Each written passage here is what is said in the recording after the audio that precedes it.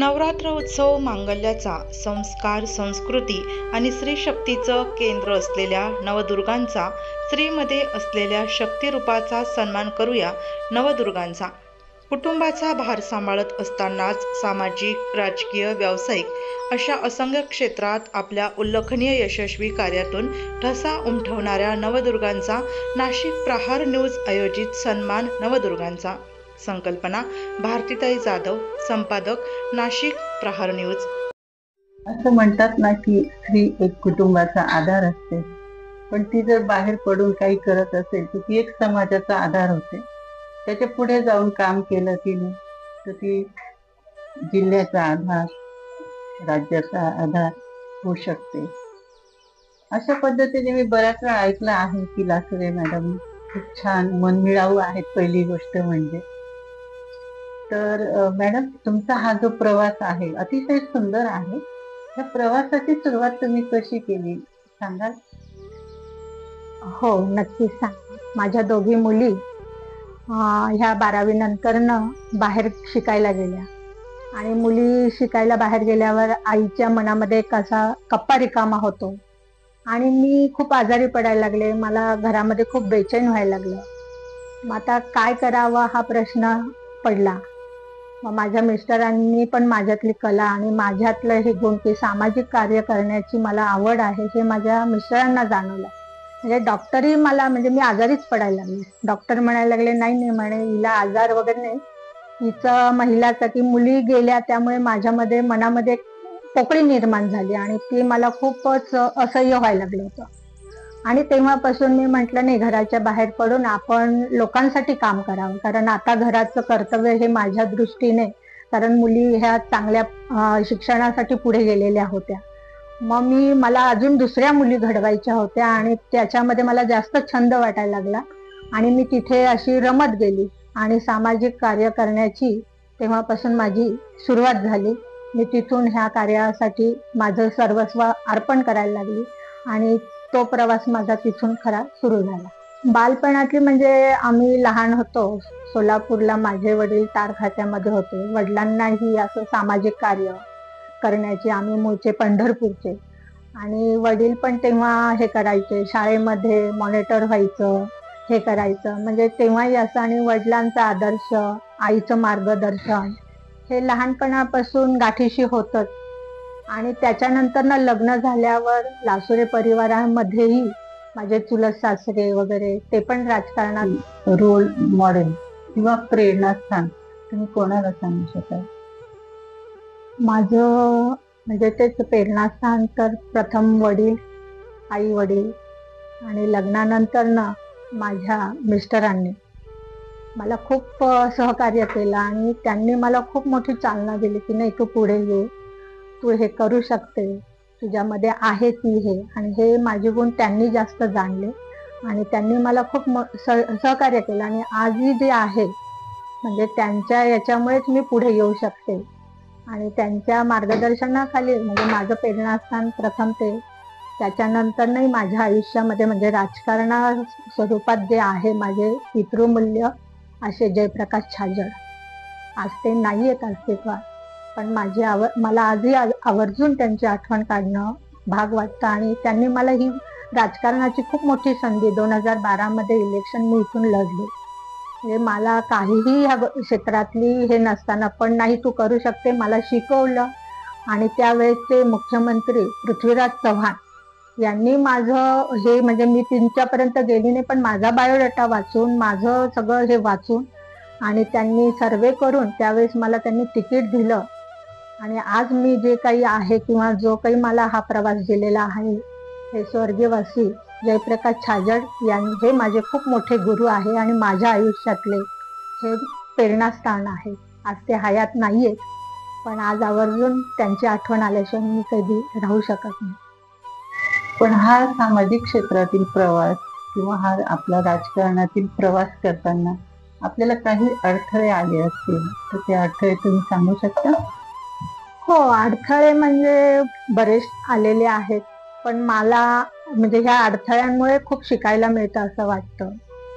म्हणजे एक मोठा अडथळा की आम्ही SC म्हणजे आमचा समाज छोटा आणि व्हॅलिडिटीच्या बाबतीत इतका मोठा वाटतं की मी ते राजकारणामध्ये त्याच्याशिवाय म्हणजे पुढे तिकीट मिळत नाही किंवा काही नाही, पण त्या समाज कल्याणमध्येही जाऊन मी स्वतः लढले. मी माझे कागदपत्र सबमिट करून आणि तिथे प्रत्येक त्या माणसाशी की मी माझ्या कुठले पुरावे पाहिजे, तुम्हाला काय पाहिजे, ते वेळोवेळी त्यांना देऊन ते मी व्हॅलिडिटी मिळवली. तो अडथळा मी दूर केला. म्हणजे असे बरेच अडथळे माझ्यामध्ये आलेले आहेत, पण मला ठीक आहे, त्या अडथळ्यांमुळे मला खूप शिकायला मिळालेले. खूप म्हणजे आजही मी एखाद्या स्त्रीबद्दल जर का तिला काहीतरी हक्क मिळवून द्यायचा म्हटल्यावर मला खूप म्हणजे पहिल्या अडथळा तर महिलांनाच होते असं वाटतं. पण त्याही मार्गातून काय नाहीये, ठीक आहे ती महिला तशी नाही, पण तिचं हे शिकणं आणि तिचे जे काही अडथळे निर्माण करणं आहे ते तिलाही शिकायचं असतं आणि मलाही शिकायचं असतं. आणि मलाही अलीकडे ह्या अडथळ्यांची खूप सवय झालेली आहे आणि बरेच अडथळे मी आयुष्यामध्ये म्हणजे पार करून पुढे चालतच आहे. मी असं ऐकलं आहे की तुम्ही समाजाच्या राष्ट्रीय कार्यकारिणीवर अध्यक्ष देखील आहात. कसं वाटतं तुम्हाला? हो, नाही, हे माझ्या समाजाचं खूप मोठं ऋण आहे म्हणा, किंवा समाजाने माझ्या याची नक्कीच ती हे उचललेली आहे की माझ्यातलं टॅलेंट किंवा माझ्यातली जी काम करण्याची हमी आहे समाजाने घेतली. आणि माझ्या ध्यानीमनी नसताना सुद्धा आज मला त्यांचंही नाव सुजित भाऊ धनगर जे आमचे राष्ट्रीय कार्यकारिणीवर आहेत, त्यांनी की माझी ताईही खूप समाजासाठी करते आणि हे करते, त्यांनीही मला संधी दिलेली आहे. संजय घोलप म्हणून आमच्या समाजाचे अध्यक्ष आहेत, त्यांचंही मार्गदर्शन मला वेळोवेळी वाचतं. आणि राजकारणात काही म्हणजे मला कुठे अडचणी आल्या तर हे दोघं भाऊ माझ्या अगदी खंबीरपणाने पाठीशी उभे असतात. आणि तसंच नाशिक समाजमध्ये पण मला म्हणजे खूप समाजाने हे केलेलं आहे समाजासाठी, कारण समाज आमचा छोटा असल्यामुळे महिलांच्या बऱ्याच अडचणी आहेत, पण समाज मला त्या अडचणीच्या वेळेस नक्की हाक देतो आणि मी त्यांच्या हाकेलाही नेहमी वारंवार मार्गदर्शन करत राहते. आणि तेही समाज माझी कामाची बाजू ही सांभाळून घेते आणि ती हे करतेच आहे. सर्वात मोठे यश म्हणजे मी सांगितलंच आता की जो 2012 साली मी आमच्या ह्या प्रभागातून इलेक्शन लढले. आणि हे माझं मोठं, कारण मी म्हणजे पृथ्वीराज चव्हाणांकडे गेलेलीही नव्हते, पण त्यांनी जे माझं कार्य किंवा माझ्यातलं गुण जे त्यांच्या कानापर्यंत गेले होते, आज त्या एवढ्या मोठ्या माणसांनी माझ्यातलं हे ओळखून त्यावेळेस मला जी संधी दिली, हे खूप मोठं यश मी माझ्या आयुष्याला त्या नंतर कारण त्या माध्यमातून आज माझ्या प्रभागामध्ये मी कानोकानी, मी जरी हे नसले तरी कारण त्यावेळेस इतकी टफ हे होती, मैत्रीपूर्वक हे झालेली होती, पण त्याच्यामध्ये मी कुठेही मागे न राहता 2 नंबरला होती. आणि आजही म्हणजे मला कुठला पक्ष जरी संधी नसेल दिला, पण प्रत्येक महिलेला वाटतं की मी यावं, मी त्यांच्यामधली व्हावी, असं प्रत्येकाला. आता मी बरेच जणांना सांगितलेले, कारण महिलांसाठी जेव्हा तुम्ही एखादी संधी देता, तिथे आरक्षण ठेवता, तर ती तेवढी सक्षम महिला ठेवता का?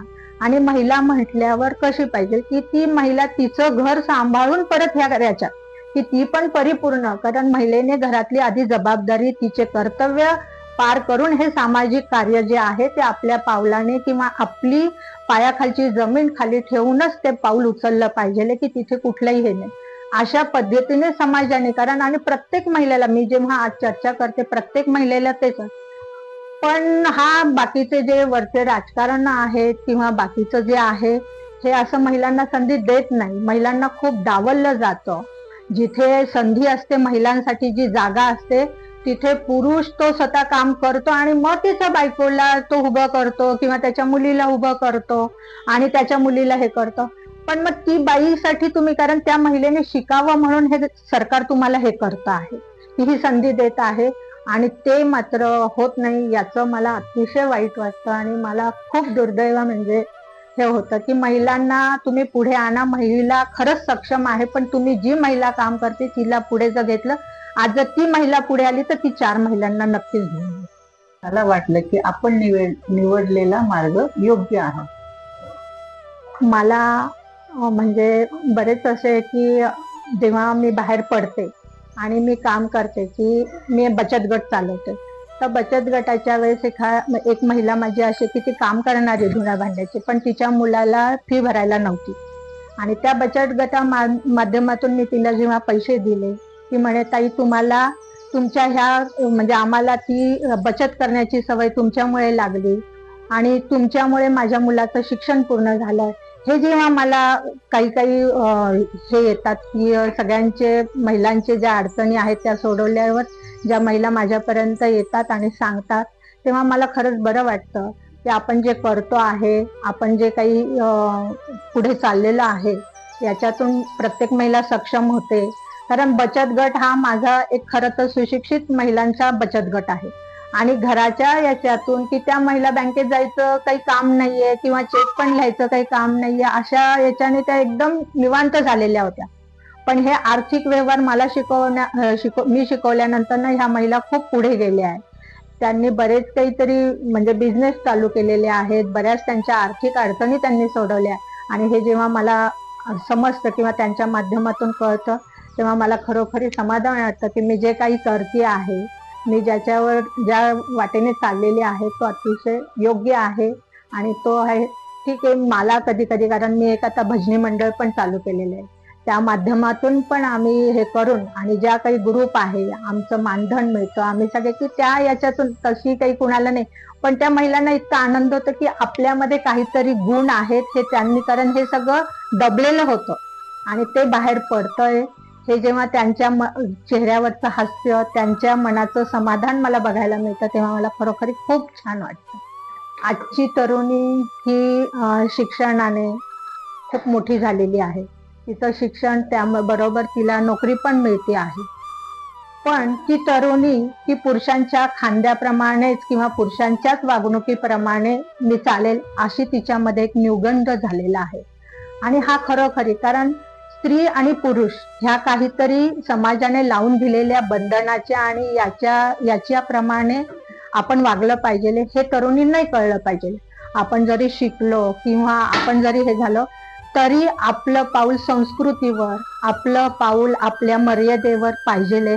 हे मला तरुणींना अलीकडे सांगावंसं वाटेल की तुम्ही कुठलंही कार्य करा, तुम्ही शिका, हे करा, पण घरातल्या चौकटी, घरातली संस्कृती, घरातले वर्ण हे तुम्ही विसरू नका. आणि त्या मार्गाने तरच आपली संस्कृती पुढे नेली, आपलं घर पुढे नेलं तर आपलं, कारण पुरुष जरी पुढे असला तरी महिला मागे असली तर तो तिचा आधार, महिलेचा आधार हा पुरुष असतो. म्हणून पण अलीकडच्या तरुणींमुळे मध्ये हे एवढं मला प्रामुख्याने दिसून येते प्रखरतेने की महिला म्हणजे तरुणी नाही पुरुष पुढे नाही, मी पुढे जाणार आहे, हा तरुणींमध्ये खूप आमिरभाव आणि हा खूप न्यूनगंड तयार झालेला आहे. तर मी आजच्या तरुणींना एवढंच सांगेल की आपण महिला आहोत याचंही भान राखून आणि याचीही म्हणजे सभ्यता राखून आपण वागलं पाहिजे. आणि ह्या महिलेने जर का त्या बंधनात त्या याच्यात राहिला तरच समाज पुढे जाईल, तरच राष्ट्र आपलं योग्यतेने पुढे येईल असं मला खूप वाटतं आहे. आजच्या तरुणींना एवढंच सांगण्याची माझी अपेक्षा आहे. एक नवदुर्गा म्हणून बघतात, तर तुम्ही त्यांच्यासाठी काय सांगाल? माझ्याकडे नवदुर्गा म्हणून म्हणताय तर ते दुर्गेचं रूप कसं असतं, एक प्रसन्न, हसरं, पण वेळेला ती तशीच कडक कालिकाही होते. तर महिलेने तसंच आपलं की नवदुर्गेप्रमाणे तेवढे सगळेच आपल्या मध्ये गुण अंगीकारले पाहिजे आहेत. तिने वेळेला तेवढी आनंदी राहिलं पाहिजे आहे, कुणावरही दयाही दाखवली पाहिजे.